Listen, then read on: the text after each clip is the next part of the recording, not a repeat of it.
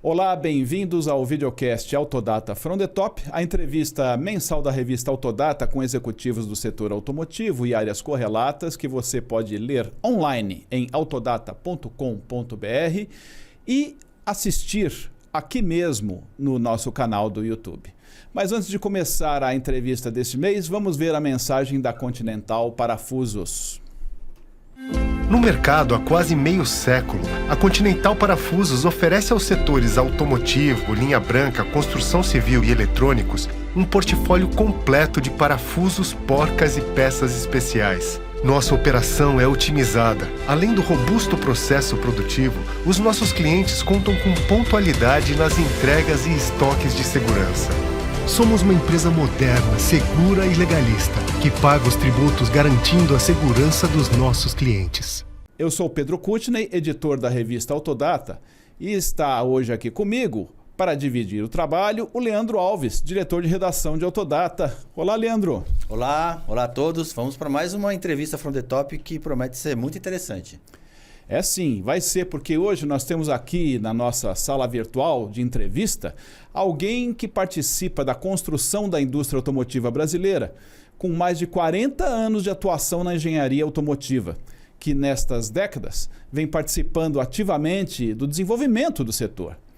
Ele é engenheiro mecânico, graduado pela Unicamp lá em 1985, e logo depois engatou uma longa carreira na Bosch, onde participou de importantes projetos do setor, como o carro Flex, só para citar um exemplo.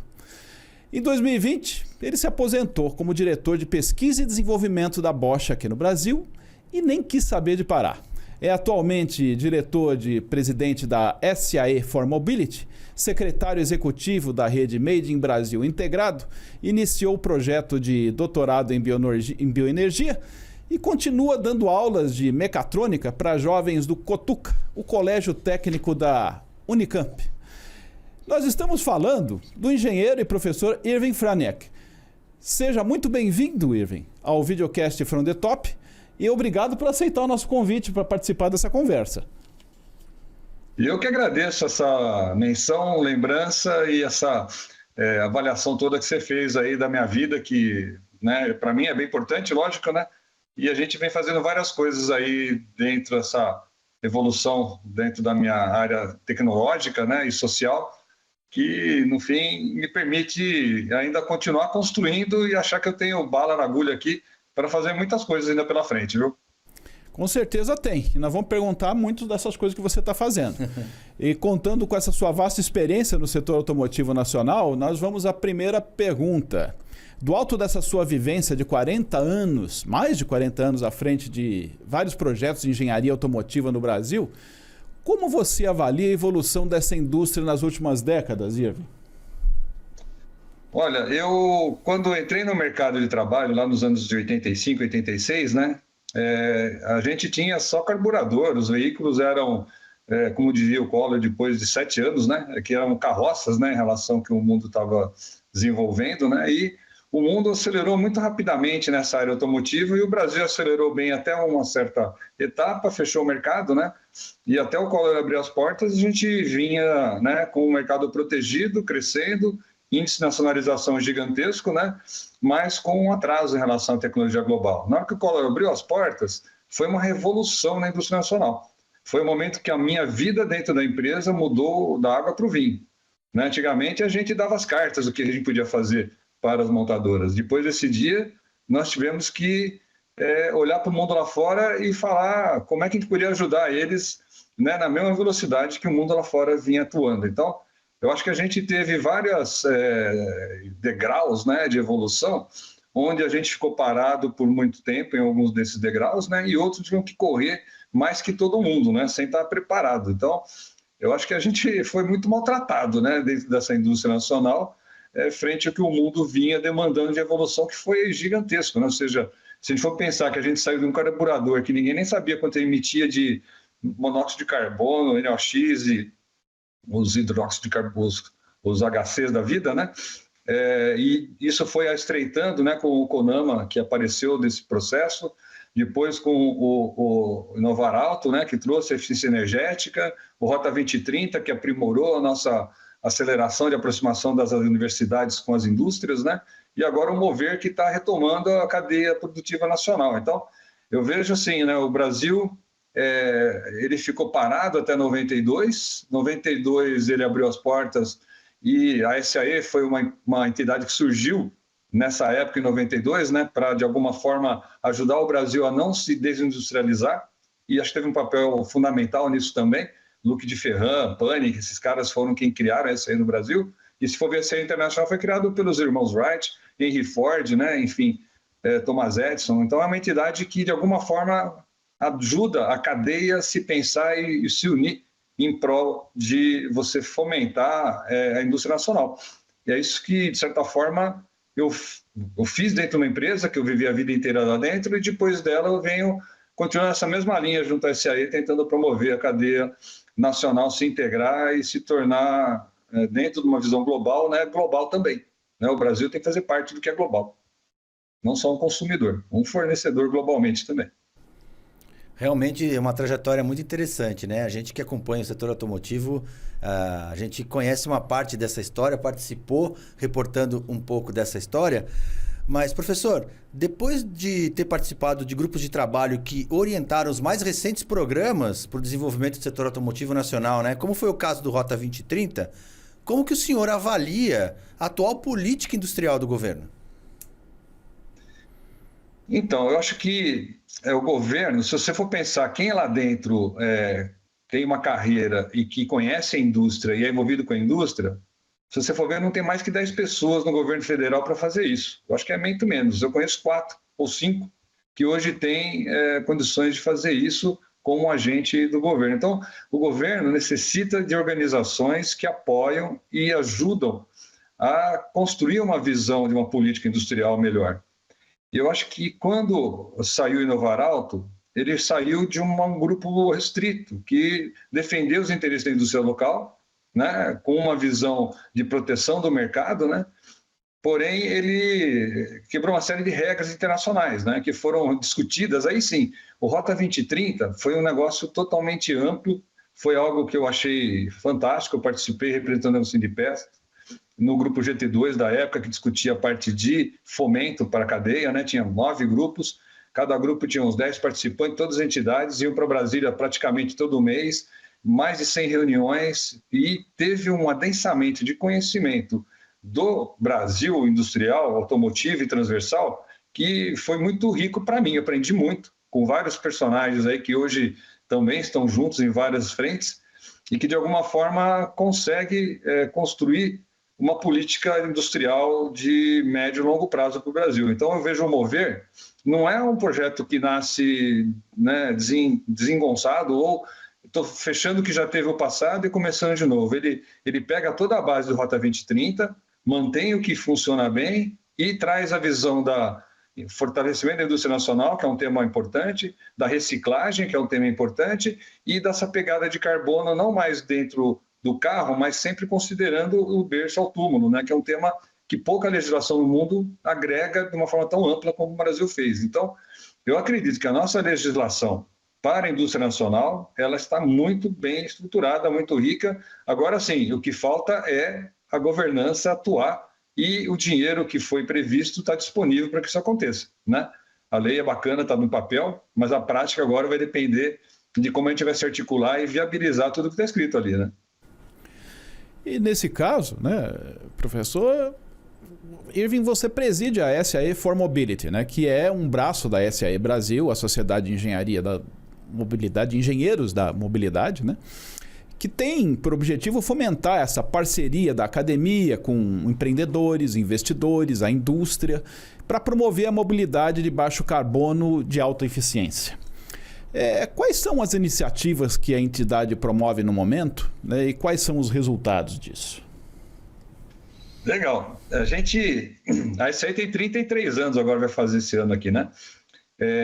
E a SAE for Mobility, ela nasceu através de uma demanda que eu vinha fazendo junto à presidência da SAE Brasil, por ter participado do Rota 2030 e visto um leque, um buraco que tinha entre a atividade da academia e da indústria. E na Bosch eu tentei muitas vezes fazer projetos integrando um ao outro, né? E via dificuldade de visão.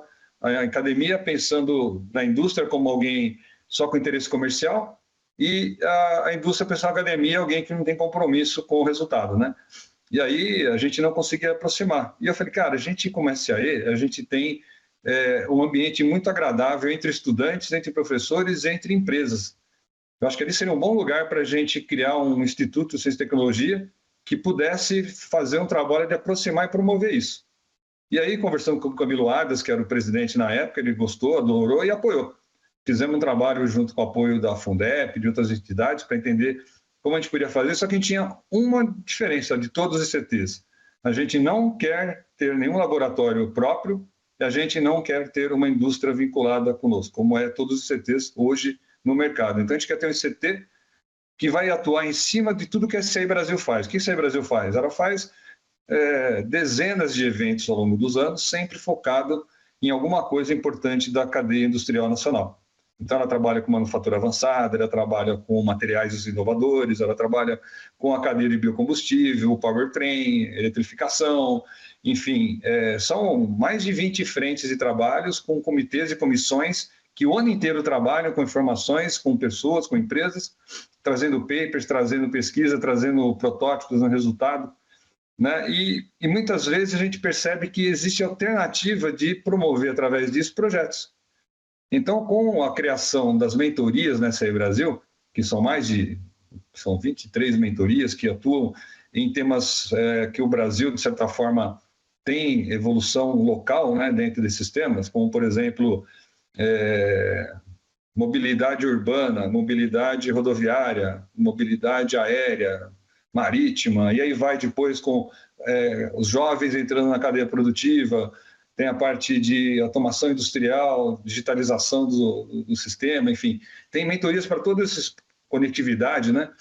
E a gente começou a discutir como dessas mentorias a gente podia, junto com os eventos, criar possíveis projetos, onde a gente pudesse submeter projetos para as diversas entidades de fomento, como estava o Rota 2030, com 5 coordenadores de programa, né? Entre outras delas. E nós ficamos trabalhando com esses grupos dessas mentorias, formando núcleos de projeto. Então, hoje nós temos um núcleo de projeto na área de conectividade, né, que já fizemos vários estudos e projetos para as empresas que querem se aproximar e trabalhar com o uso da conectividade nas frotas, enfim, no mercado de leves a gente fez, né, o pesado já tinha muita coisa feita. Estamos fazendo estudo para 2 rodas em relação a como eles participarem dessas discussões sobre descarbonização, etc., né?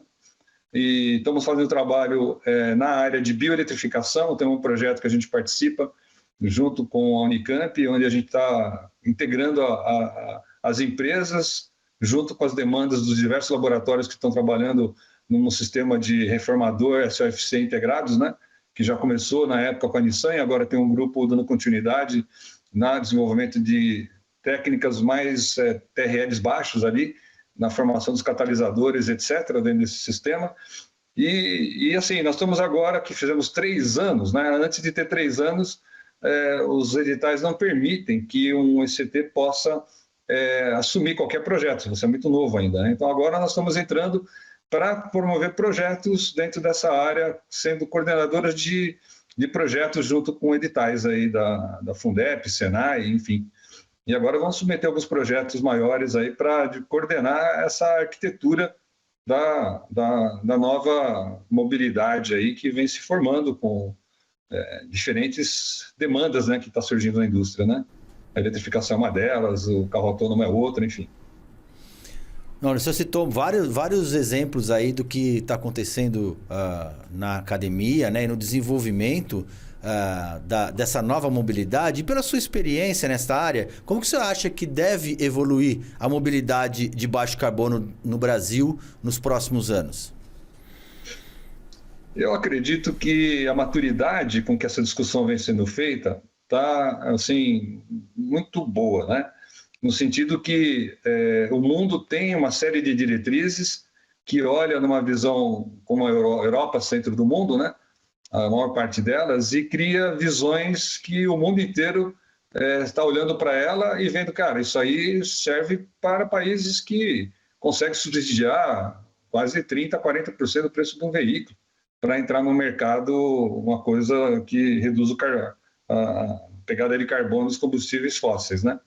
E o mundo inteiro olha para isso, uma Índia, um Brasil, Indonésia e vários países do mundo veem isso como não vou tirar dinheiro de áreas sociais para colocar dinheiro numa descarbonização que eu posso fazer de outras formas, né?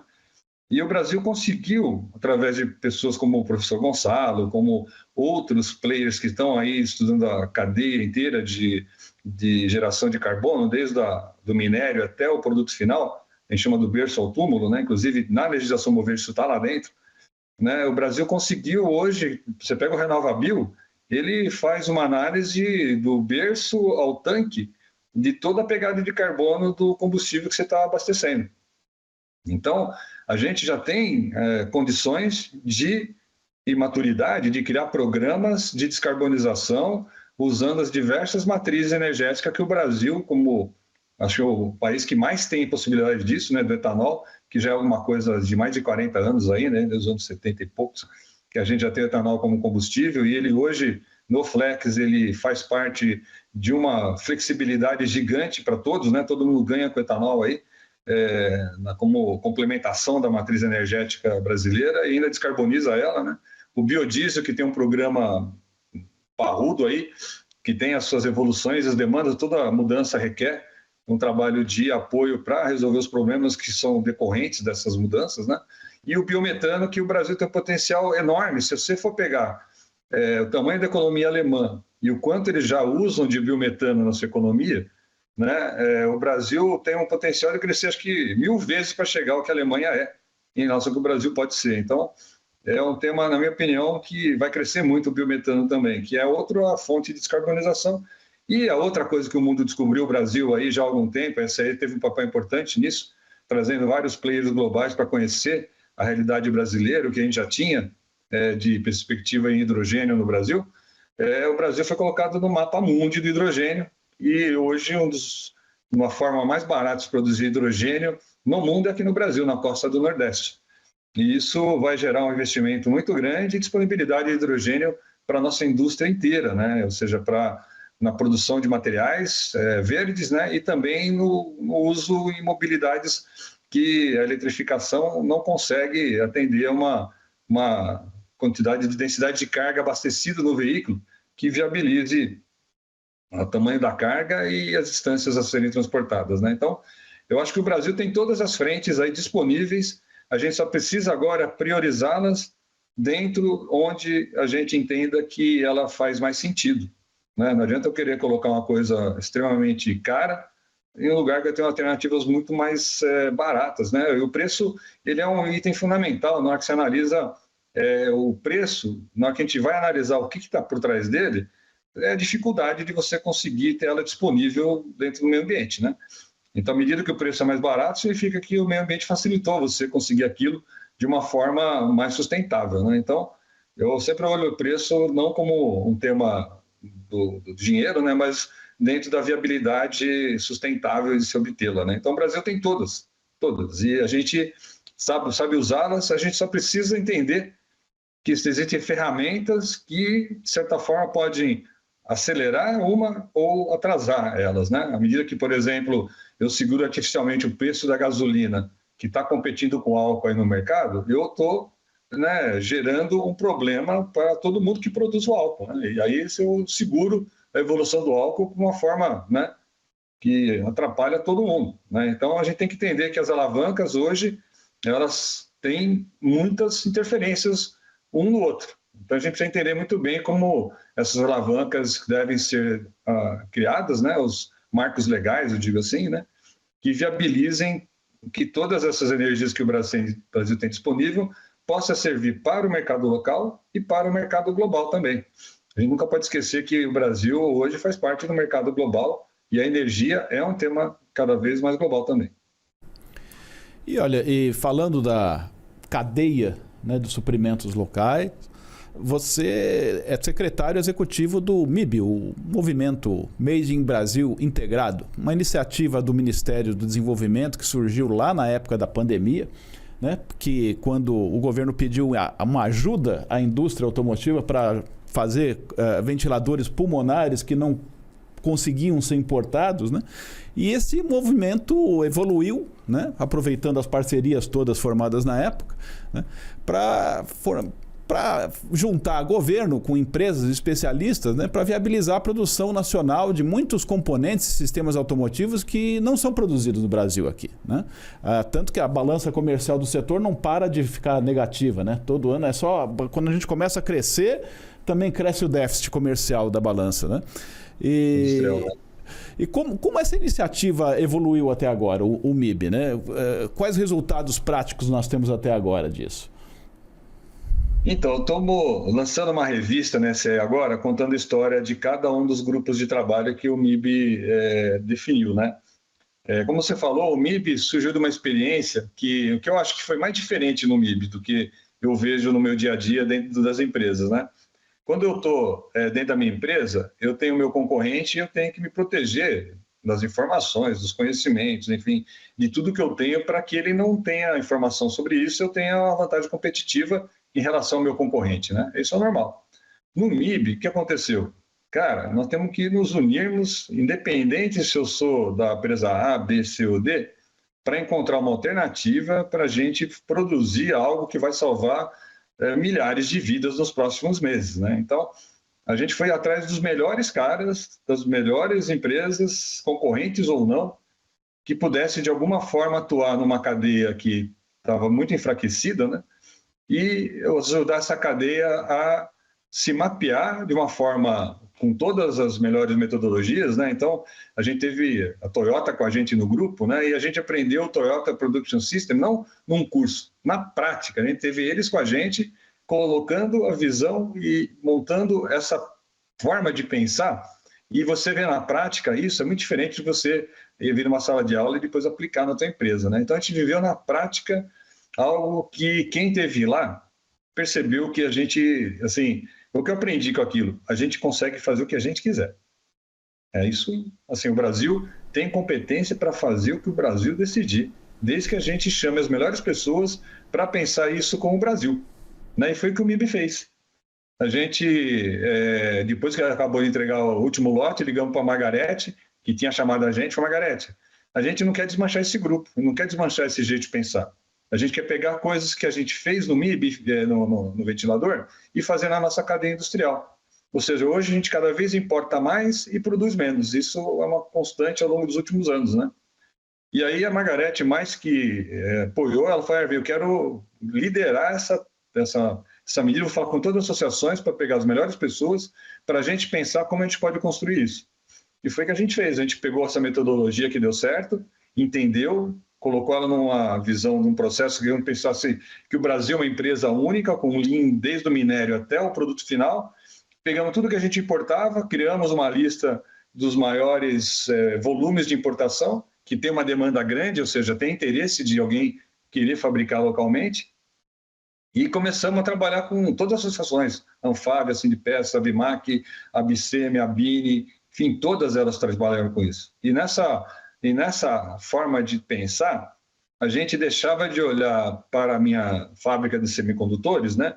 Eu olhava para o mercado local nacional, a transversalidade dele, e todos entendiam como era importante aquele projeto para o Brasil, né? Então, a gente começou a discutir o PADIS, a primeira coisa que surgiu logo no começo lá, que é fechar o PADIS, né? E acabar o subsídio, que era fundamental para a cadeia de semicondutores existente no Brasil, que a gente nem sabia que existia. E tinha uma cadeia gigantesca. O Brasil fabricava mais $1 bilhão de coisas de alta tecnologia no país.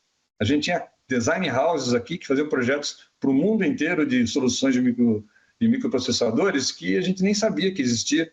Pelo menos a cadeia inteira não sabia, né? Então, a gente acabou descobrindo os nossos potenciais, os nossos gaps, e aí a gente conseguiu rapidamente aprovar o PADIS 1, né? Foi na época ainda que estava o Paulo Guedes lá, né? Ele questionou muito, fez uma reunião pessoalmente com a gente.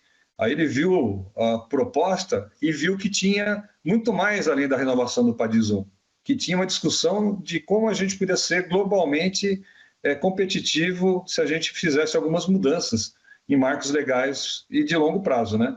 E agora, recentemente, aquela proposta que nasceu lá, na época do Paulo Guedes, agora dentro do governo atual, né, mesmo com todas as diferenças que tem entre eles, a gente conseguiu aprovar esse PADIS 2, que a gente chama, né, que é deixar o Brasil num projeto de longo prazo, né, que vai até 2073, as leis de quem quiser vir investir no Brasil para a produção de semicondutores aqui, com todos os benefícios que encontra em qualquer lugar do mundo.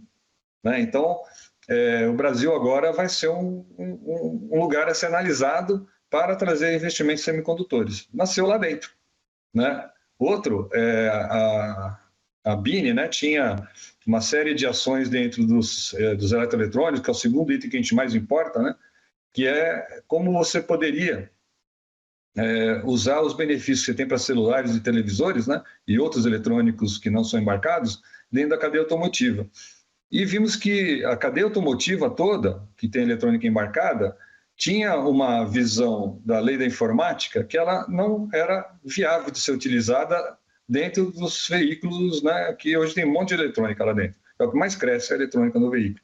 Alguém está falando que em breve vai ter 50% do custo do veículo vai ser eletrônica. E com isso, tanto a Abcem, a BINE, quanto o Sindpeças e a própria Anfávia começaram a desdobrar a lei da informática e viram que tinha uma série de formas de construir os mesmos benefícios que você tinha em Manaus para alguns tipos de eletrônicas fora de Manaus. E foi isso que foi desenvolvido, foi feito e foi criada uma série de treinamentos e formação de uma cadeia que está permitindo as empresas começarem a trazer desenvolvimentos de eletrônica embarcada para o Brasil. Eu já vejo empresas como Bosch e outras que já estão trazendo coisas para cá que não eram feitas aqui. É uma coisa que você não muda da noite para o dia, mas você muda a base para a construção das coisas que estão acontecendo. Então, a eletrônica no Brasil vai ter uma boa base de evolução e desenvolvimento da eletrônica nacional também. Né? Além disso, eu posso falar, são 9 grupos e todos eles tiveram uma evolução muito boa. Teve uma aí que a gente está penando, mas a briga está boa, que é de câmbio automático. Câmbio automático é um tema que a gente vem tratando, achou que era o primeiro que ia pegar no breu, né? Mas no fim ele voltou para trás, o time desfez, a gente viu que cresceu a importação de câmbio automático, a gente retomou o tema com os fabricantes aqui nacionais, o tema via Bimac foi reconduzido e estamos discutindo ele de novo, porque a gente acredita que câmbio automático tem que ser feito no Brasil e não precisa esperar muito tempo, não. Mesmo que vier o câmbio eletrônico para os híbridos, etc., né? Tem campo e tem volume para se pensar de se fazer câmbio automático no Brasil. Considerando essa experiência positiva que surgiu de uma necessidade, né, muito relevante para a sociedade na pandemia e o desenvolvimento que você acabou mostrando nesses grupos, né, a gente está falando de eletrônicos e de itens que não são produzidos no Brasil e que a gente pode ter agora a oportunidade de produzir. Eu queria que você comentasse justamente essa relação que existe e que precisa ser talvez mais apurada de tempos em tempos com relação às entidades, à engenharia e principalmente os formadores de legislação, né? O Ministério, o governo. Eu tive recentemente agora na Europa, na IAA, e a maior preocupação hoje lá é justamente dialogar com o governo para que a infraestrutura de carregamento elétrico para caminhões esteja pronta para que essa transição para a eletrificação lá seja efetiva. Eu queria que o senhor comentasse, trouxesse isso para a nossa realidade brasileira, justamente mostrando para nós qual pode ser o caminho da gente conseguir dialogar de uma forma mais produtiva com os governos e para a gente ser capaz de produzir mais outros itens que talvez a gente ainda não tenha aqui e que a gente precisa, como o câmbio automático, a transmissão automática que o senhor citou. Então, essa discussão do Brasil é diferente do mundo. Né? O mundo tem não tem opção da bioenergia como o Brasil tem, né? E como a gente tem a opção da bioenergia, a gente tem que colocar mais essa ingrediente nessa análise junto com o governo. Esse combustível do futuro que surgiu, o projeto Mover, né, que também está aí com as portarias sendo feitas e o decreto em breve sendo lançado, né, vai trazer uma perspectiva clara de que nós precisamos investir em todas essas frentes de uma forma inteligente. Né? E aí os critérios para fazer isso já estão na lei. né? Ou seja, o governo foi sensível e criou as condições de contorno para isso. Agora, se alguém está imaginando que nós vamos ter que tirar dinheiro do governo, não, dinheiro, na verdade, que não é dele, né? É dos impostos que a gente paga para fazer uma série de coisas que o Brasil precisa, né? Desde fazer saneamento básico, né? Garantir esse pessoal que está sem emprego, etc. Eu vou tirar disso para poder aplicar, né? E usar o dinheiro público para fazer investimentos e subsídios numa área que eu não preciso, né? Isso, eu acho que as pessoas devem entender que o Brasil tem uma outra linha de trabalho para isso. Então, eu acho que devemos investir em eletrificação? Devemos. Deve ter uma visão clara da prioridade para isso? Claro. Eu acho que a mobilidade de curto percurso, né, como a última milha e essas entregas aí de centros logísticos próximos das cidades, essas deviam ser as prioridades para a eletrificação. E ali se trabalhar em contexto de como fazer isso, quer seja através de estações de recarga que a gente pensa, né, que a carga que um veículo demanda, né, para o uso dele é uma, mas na recarga você tem que fazer o que o carro vai demorar 10 horas para gastar em meia hora ali, né? Ou seja, é um nível de corrente e potência demandado ali muito grande, né? E as cidades não estão preparadas para você fazer isso. Tem que pensar em quase que uma duplicação da base de fornecimento de energia elétrica nas cidades que precisam desses veículos elétricos, né? Então, esse plano de eletrificação urbana é uma coisa que ainda a gente não chegou num consenso, né? E precisa ser desenvolvido realmente, né? E acho que essa discussão ela vai demandar um esforço maior do que o resto do mundo, até porque a gente tem mais alternativas, mas ela é importante ser feita de qualquer forma. Então, a indústria, né, ela sempre alega que, olha, para produzir essas coisas que o MIB está dizendo que a gente pode produzir aqui, né, precisa de escala, né? E aí eu volto ao exemplo, né, de um dos grupos de trabalho do MIB, né, que é o caso do câmbio automático, né, que você falou que retrocedeu, deu complicação. E aí é o seguinte, a gente já tem, me parece, escala para produzir câmbio automático aqui e a gente continua importando 100% deles, né? Acho que seguramente, acho que mais da metade dos automóveis vendidos hoje em dia tem câmbio automático, ou algum tipo de automatização, né? O que pegou nessa discussão específica aí? É um exemplo, eu estou pegando porque é um exemplo emblemático, né, das dificuldades, né? Então, esse é um tema que na minha análise aí, junto com vários participantes ali, a gente percebeu que nós temos um instrumento que foi construído desde o Inovar Alto e se manteve em Rota 2030 e no Mover também, que é o tal do regime automotivo. Esse regime automotivo ele começou lá no seu início com 500 itens que a gente não fabricava localmente, onde o câmbio automático estava lá dentro, lá logo no começo, e que a gente poderia conceder um benefício de redução do imposto de importação, né, da média de 18%, né, que a gente tem para vários itens, né, para 0% ou 2%.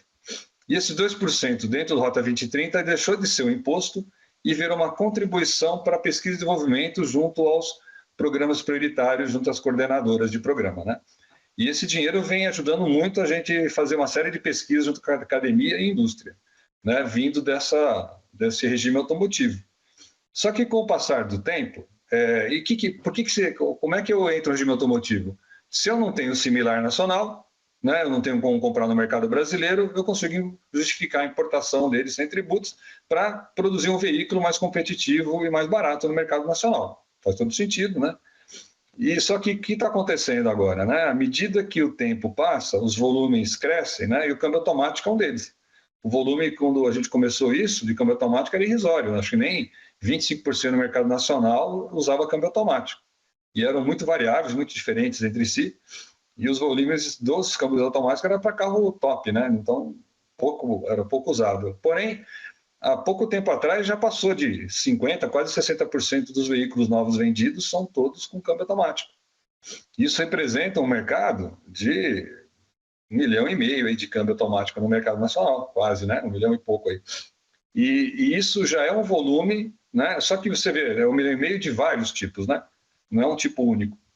E a gente entende do CVT, que é um dos que mais cresce aí, ele já chegou num volume perto dos 500 mil. E há 5 anos atrás, quando a gente analisou isso, 250 mil era uma linha viável para se trazer para o Brasil de câmbio automático.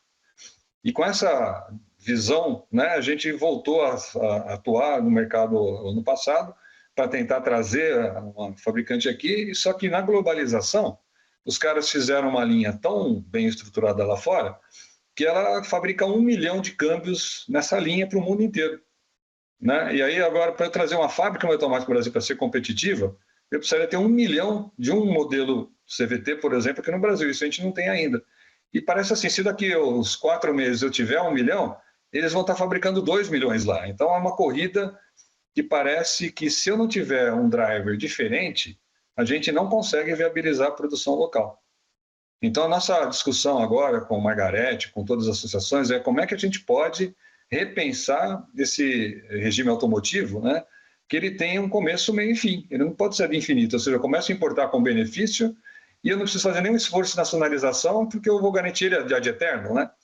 Então a gente está questionando se eu tenho tempo, tenho volume e eu não estou nacionalizando, é um conforto que a gente entrega para as empresas locais, mas no fim é um conforto que faz mal a todos nós. Então a ideia é discutir como é que a gente pode dar um prazo de validade para essa liberação de redução de tributos para que eu não fabrico aqui. E se a gente fizer isso, eu tenho certeza que vai começar a permitir planos de nacionalização com incentivos maiores, né?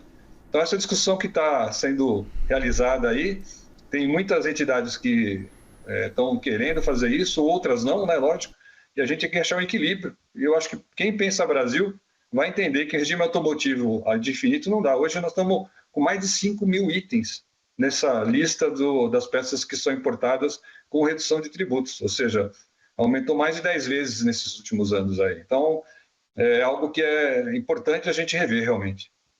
Não, a discussão é boa, né? Deve ser longa e é muito importante, porque o Brasil produz hoje menos de 2,5 milhões de veículos por ano, né? Incluindo o mercado interno e as exportações. E as projeções indicam que o volume anual pode chegar a cerca de 3 milhões de unidades até o fim desta década. Esse tamanho de indústria tem escala suficiente para nós analisar agora, né, as principais tecnologias do momento, né? Como a bateria de alta voltagem, módulos eletrônicos de sistemas avançados e de assistência motorista. O senhor comentou sobre a evolução do autônomo, né? Esse é um ponto de partida também para essa nova tecnologia. Então, eu acho que nós estamos ainda atrasados na mentalidade da indústria nacional, não todos, né? Mas uma boa parte delas, de pensar no mercado local como sendo a base de formação da indústria global. Nós temos que retomar uma visão de estratégia de empresas globais aqui no Brasil. Se a gente não tiver essa perspectiva de empresas globais que têm os seus satélites locais e eles trabalham em conjunto, né, numa visão integrada, a gente vai ficar sempre defasado e buscando correr atrás do prejuízo. E para alavancar isso, uma das medidas que a gente discutiu e avaliou dentro de vários grupos do MIB é que a matéria-prima que a gente precisa para boa parte dessas cadeias, quer seja para o material que a gente vai colocar no veículo, quer seja para as ferramentais que a gente vai usar para injetar plástico, para fundir alumínio, para extrudar peças aí diversas, né? Ou mesmo para fazer uma bateria de lítio, né? A gente acaba criando uma barreira tributária para a transformação de minérios que estão todos disponíveis no Brasil em produtos que a gente chama materiais estratégicos, né? Ou seja, um aço de alta resistência hoje é estratégico e basicamente a gente produz pouco desse aço no Brasil. A gente exporta o minério e importa essas bobinas de aço de alta precisão, né, para fazer estamparia local quando a gente importa as portas já estampadas prontas aqui, todo o restante do carro, né? Então, eu acredito que o grande driver para o Brasil ser competitivo para a indústria global é se eu tivesse o benefício que eu tenho para gerar minério e exportar, eu tivesse para produzir esses materiais estratégicos aqui no Brasil e exportar o material estratégico, não o minério. né? Então, a nossa indústria de base, desenvolvimento de materiais estratégicos, ela é fundamental para a gente ter as condições de contorno para alguém decidir trazer uma planta global aqui para o Brasil. Uma vez que eu tenho o material mais barato do mundo aqui, né, que eu posso ter realmente, a gente vai ter uma vantagem de o cara vir produzir aqui no Brasil para exportar para o mundo inteiro também. Então, a gente teria condições de ser uma base de exportação de partes metálicas ou partes, né, minerais, até ferramentais aqui no Brasil, se a gente tivesse essa percepção da cadeia que eu posso gerar, dando o benefício que eu dou para a exportação de materiais, de minerais, para os materiais estratégicos. Então, está surgindo outro grupo que chama GT10, que está sendo apoiado por vários outros GTs, para discutir como é que eu posso criar um mecanismo de viabilização de produção de materiais estratégicos aqui no Brasil com os nossos minérios, né? Que é um tema, na minha opinião, fundamental para a nossa indústria. Muito bem lembrado. E recentemente, voltando um pouco a um tema que você já abordou, Erwin, recentemente o governo aprovou o Brasil Semicon. Você até participou de uma extensa matéria que nós publicamos na revista Autodata deste mês, né? E a minha pergunta para você é o seguinte: esses semicondutores, eles estão cada vez mais essenciais na produção de um automóvel. Senão você não embarca a maior parte das tecnologias de assistência que você tem, né? De infoentretenimento e por aí vai. Na sua opinião, esse programa vai de fato viabilizar essa indústria aqui? Que sempre dizem que é uma indústria impossível, que o Brasil já perdeu esse bonde. Eu tenho ouvido isso há 20 anos. Eu também tinha ouvido isso. Inclusive, quando o MIB nasceu, dentro da lista que a gente fez a análise de importação, o semicondutor estava lá. Eu falei, esquece, a gente nunca vai fabricar isso, né? Aí, quando deu a falta, o grupo nasceu assim, ó. Em uma semana, o grupo foi formado. Um grupo com o Antônio Sérgio Mello, é um cara que vocês vão chamar para conversar aqui, que é um cara fantástico, né? Está lá na Stellantis agora, mas já esteve no governo, foi um dos caras que fizeram análise de fabricar semicondutor há muitos anos no Brasil, e alguém analisou que não era viável isso, e ficou essa pecha aí para todo mundo, que a gente não tem condições de fabricar aqui. Mas com o Padis, a indústria de semicondutor no Brasil cresceu muito.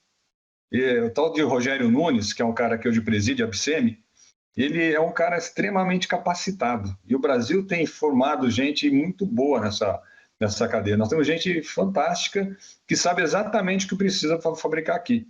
E as condições para isso, nesse Padis 2 aí que você mencionou agora, né, ele está criado. As condições estão lá. É só ter as empresas agora que estão sendo contratadas pela BCM, né? Eles estão fazendo várias incursões internacionais lá na Indonésia, Malásia, Taiwan, Coreia, e conversando, a Alemanha, inclusive, né?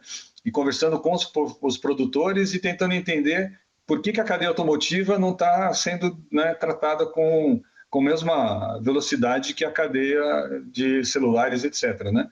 E parece que para a gente fazer a cadeia automotiva aqui de memórias e itens mais caros dentro de uma eletrônica, né, não falta muito. E o interesse acho que vai surgir. Então, em breve nós vamos ver que esse projeto, com a capacidade que nós temos das pessoas que hoje estão no mercado nacional para fazer isso, a gente tem tudo que precisa para fazer isso. A gente tem o silício puro, está aqui. O grafite puro, a gente exporta ele, né? Trazer a indústria para cá para fazer, né, essa parte central da cadeia, não está muito distante. Eu acho que, assim, podemos analisar com cuidado e fazer um debate com mais detalhe para toda a cadeia nacional entender que o Brasil, sim, tem condições de estar entrando na área dos semicondutores. Outro tema importante, né, que não sai da boca dos executivos e, assim, todo mundo está com uma expectativa muito grande. O senhor tem grande experiência, porque o senhor trabalhou mais de 3 décadas na área de engenharia da Bosch no Brasil e participou do desenvolvimento do carro Flex, que roda com gasolina e etanol desde o início do projeto. O senhor está lá, né? Desde 1994. Ou seja, quase 10 anos antes da tecnologia se tornar dominante no mercado, né? Hoje 80% mais ou menos 80% dos veículos vendidos no país. Como que o senhor avalia a evolução do carro Flex? E qual que é o futuro dessa tecnologia? Seremos protagonistas mesmo nesta que é uma rota de descarbonização que tem sido falada muito interessante? Olha, eu vejo que o Flex foi uma coisa que foi pensada não para o fabricante, não para o produtor de etanol, não para o produtor da gasolina. Foi pensada para o usuário final, né? E poucas coisas são feitas desse jeito, né? E a aprovação do Flex foi muito difícil. Foram 10 anos aí, quase, para que isso virasse um projeto de lei, né? Foi assim uma provisória que saiu em dezembro de 2002 e que aproveitaram aí dentro de uma corrida que ninguém sabia porque estava correndo, né? Se eu vou conhecer a história de perto, né? Quem correu para lançar o carro Flex falou, vamos fazer só para ser o primeiro, mas não vai dar em nada isso aí, né? E no fim virou o que virou, né? Ou seja, as visões das multinacionais em relação ao Flex era que era um voo de galinha, né? Mas o povo brasileiro comprou a ideia e quem não tinha um carro Flex não tinha venda. Aí todo mundo teve que correr atrás do Flex, né? E isso eu acho que é um conceito, na minha opinião, que devia ser entendido não só do álcool. O Flex é dar opção dentro de uma plataforma viável, que é um veículo, né? Ele poder escolher a fonte de energia que ele quer usar, né, da forma como for mais conveniente para ele, né? Esse é o Flex. E o que aconteceu durante esses anos todos? O Flex teve uma evolução gigantesca, né? Os motores se tornaram muito mais flexíveis também nos seus ajustes, ou seja, eu tenho um comando variável, eu tenho turbo de pressão variável, eu tenho todo um sistema de gerenciamento de detonação cada vez mais presente, tenho injeção direta com o turbo fazendo um casamento lá de variação de taxa de compressão efetiva e efetiva acontecendo no motor, ou seja, o motor hoje ele se adequa a todas as condições, né, a partir da frio, com o sistema de aquecimento, você nem percebe que está partindo com álcool a 0 graus aí, ou abaixo disso, né? Enfim, o motor evoluiu muito nesse processo, né? E vai continuar evoluindo com o híbrido Flex, e eu acho que dentro do diesel faz todo sentido a gente pensar a mesma flexibilidade para o diesel, né? E deixar de proibir o diesel aí para veículos também e pensar na visão de um B100, ou seja, ter um biodiesel 100%, né, disponível na bomba, carros preparados para esse combustível, uma especificação e normatização para esse B100 e o BX, né, que pode ser B15, B20, não sei onde vai parar isso, né, como sendo a base mínima a ser comercializada de biodiesel no Brasil. E deixar flexibilidade para ampliação do Flex para os pesados aí, na mesma linha que a gente tem essa experiência vencedora de sucesso que a gente teve com os leves, né? Então, eu acredito que o conceito Flex, ele passa pelo elétrico álcool, passa pelo elétrico, pelo gasolina e álcool, e vai passar pelo biodiesel e diesel também, na minha opinião. Então, o conceito Flex caiu na visão do brasileiro, e qualquer mercado global que tiver essa oportunidade, o usuário final tendo essa possibilidade, eu acho que vai querer isso em vez de ter um carro que só pode abastecer com um ou com outro combustível. Legal. E, Irving, o carro elétrico, na sua opinião, o carro elétrico, a bateria, né, ele é um opositor ou é um aliado do etanol? Né? A gente pergunta isso porque a tecnologia híbrida Flex, né, que une a propulsão dos dois, elétrica com combustão, né, com um combustível neutro em carbono, né, essa é a aposta ideal mesmo para a gente? Eu vejo o etanol não como concorrente de ninguém. O etanol ele é uma ponte para todas as variantes de energia, né? O etanol ele entrou para diminuir a importação de gasolina pelo Brasil, a importação de petróleo. Hoje, o Brasil é quase autossustentável, né, na parte de como chama? Independente, né, de importação de petróleo, né? E graças ao etanol, né? Então, e na eletrificação, eu acho que é a mesma coisa. A eletrificação, se fosse uma demanda obrigatória, né, a gente teria um impacto econômico muito grande no país. Né? À medida que eu tenho etanol para fazer a descarbonização de uma forma gradativa, ele vai permitir a entrada da eletrificação no Brasil sem penalizar ninguém. E eu acho que ele vai estar numa maturidade suficiente para que não aconteça o que está acontecendo em vários lugares do mundo, que eles aceleraram demais, e aí não tem recarga para todo mundo, não tem, né, condições do cara fazer viagens longas, o cara fica irritado com as poucas oportunidades que ele tem de abastecimento quando ele sai longe de casa, né? Enfim, os problemas que foram criados com a aceleração da eletrificação no mundo, o Brasil não vai precisar passar por isso. Nós vamos fazer isso numa medida, numa velocidade que eu acho que vai ser a melhor experiência do mundo para isso. Dentre suas muitas atividades, o senhor é pesquisador da Unicamp na área de motores etanol e iniciou um projeto de doutorado em bioenergia pela União das Universidades Paulistas, né, que reúne a Unicamp com a USP e a Unesp. É uma área que o Brasil pode, de fato, liderar o avanço tecnológico? Além do próprio etanol, na sua opinião, quais são as principais bioenergias que o Brasil pode desenvolver para o futuro da mobilidade de baixo carbono? Estava comentando com o Pedro isso no começo, né? Durante meu tempo na Bosch, eu conheci o professor Gonçalo, que é da Unicamp, ele é um dos líderes dessa integração das 3 universidades em torno da bioenergia. É um programa que discute isso de uma forma avançada no Brasil e no mundo. Ele tem vários pesquisadores no mundo inteiro desenvolvendo soluções aí de melhoria da eficiência na fermentação, nas enzimas, enfim, coisas que mexem com genética, né, dessas evoluções todas aí, com conhecimento aprofundado, né? Então, a gente está no estado da arte aqui na região, né? Temos o Centro Nacional lá do CNPEM, que tem um laboratório de bioenergia também ultra avançado. O Gonçalo foi um dos participantes na criação daquele laboratório também, tem muita gente boa por lá. E essa rede que está sendo formada com as 3 universidades e com outras, lá em Itajubá tem um grupo também trabalhando, enfim, lá em Santa Maria tem outro grupo também que está desenvolvendo isso. O Brasil hoje tem uma cadeia de grandes pensadores e experts que estão desenvolvendo soluções nessa área de biocombustíveis, e eu acho que vai ser sempre algo, junto com os trabalhos que a gente vem desenvolvendo, né? A SEI Brasil vem realizando o congresso de Renewable Fuels, junto com a Índia, junto com os Estados Unidos, e para trazer uma visão que a bioenergia não é uma jabuticaba nacional, é um tema global. Essa Global Biofuel Alliance, não sei se vocês já estão acompanhando ela aí, foi uma iniciativa lá que surgiu na Índia, e o Brasil tem um protagonismo importante nessa discussão, e nós estamos promovendo várias frentes para desenvolver um commodity de biocombustíveis globais, assim como tem do combustível fóssil, né? A gente quer que os biocombustíveis sejam um commodity a nível global e seja mapeado dentro do universo da descarbonização global. Até pouco tempo atrás, no IPCC, você não via o biocombustível como meta de descarbonização, hoje você já vê isso lá dentro. Então, está acontecendo de uma revisão da descarbonização global, através do esforço nacional e em parceria com Índia e Estados Unidos, de considerar o biocombustível como um dos elementos importantes da descarbonização global.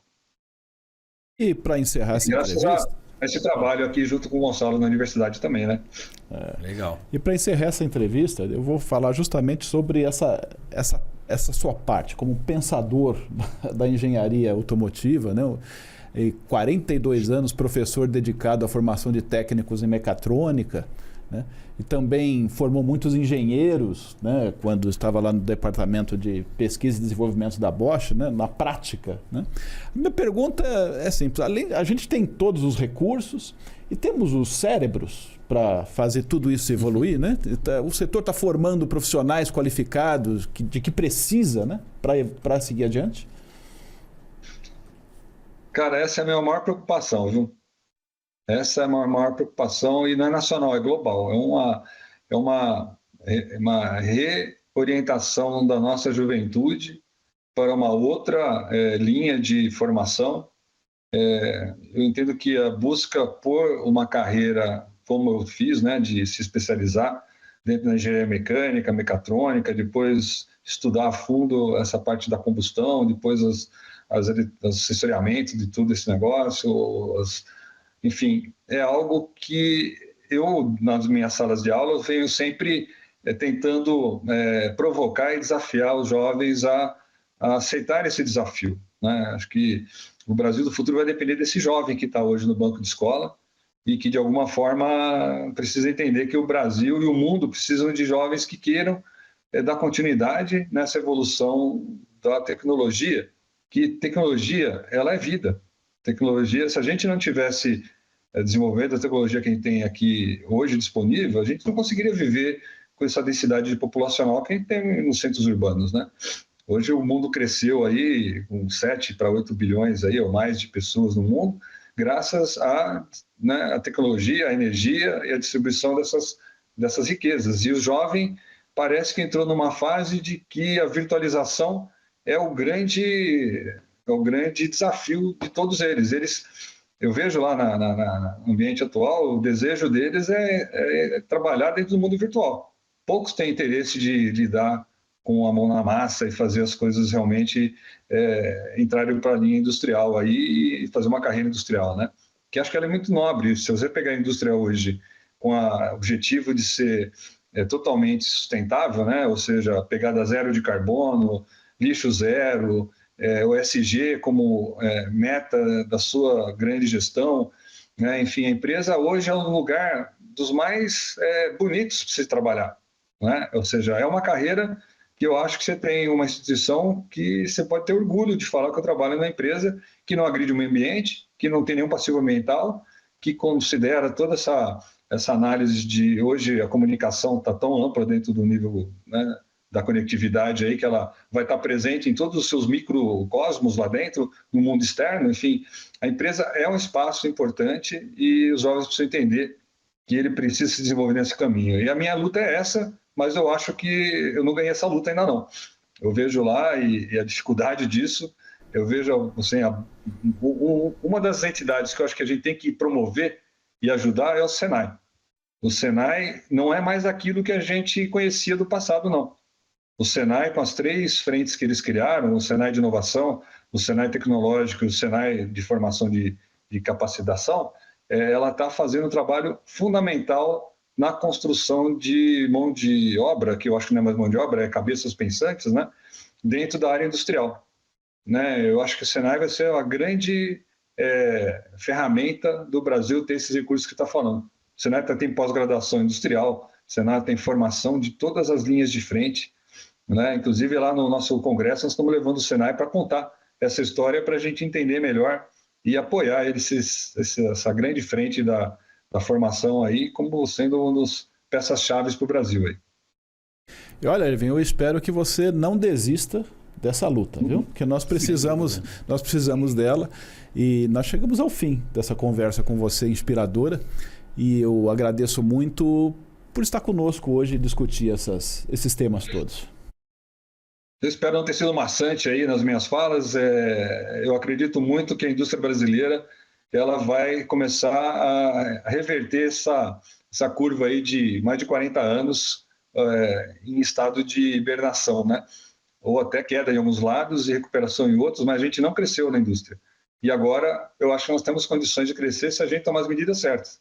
Temos chance aí de o Brasil fazer uma alavanca aí no mercado global se a gente usar tudo que a gente sabe e aplicar isso nos marcos legais e verdadeiramente trabalhar nessas linhas de frente. Então agradeço vocês aí por trazer essa oportunidade de falar com vocês e parabenizo a todos aí que está buscando trazer as melhores ideias aí para ser discutidas, conhecidas e unidas, né? Então, toma aí que se precisar da gente aí, como Erwin, como SAE Brasil, SAE for Mobility, estamos disponíveis aí para apoiar esse trabalho aí. O MIB vai continuar, né? Esse ano temos aí novos desafios aí e agradeço aí todo o empenho do governo federal em apoiar essas atividades nossas lá. Muito bom. Conte tudo pra gente, conte com a gente. E chegando ao fim desse videocast Autodata, from the top, eu também me despeço aqui do Leandro. Até breve, Leandro. Até, Pedro. Até o próximo From the Top. E chegando ao fim aqui desse From the Top, nós agradecemos a sua audiência, a sua qualificada audiência. E esta entrevista e muitas outras reportagens podem ser lidas na revista Autodata de outubro, com acesso gratuito em autodata.com.br. Lá você também acessa as notícias diárias do setor automotivo na agência Autodata de Notícias. E no mês que vem nós voltamos com mais um From the Top aqui neste canal. Até lá!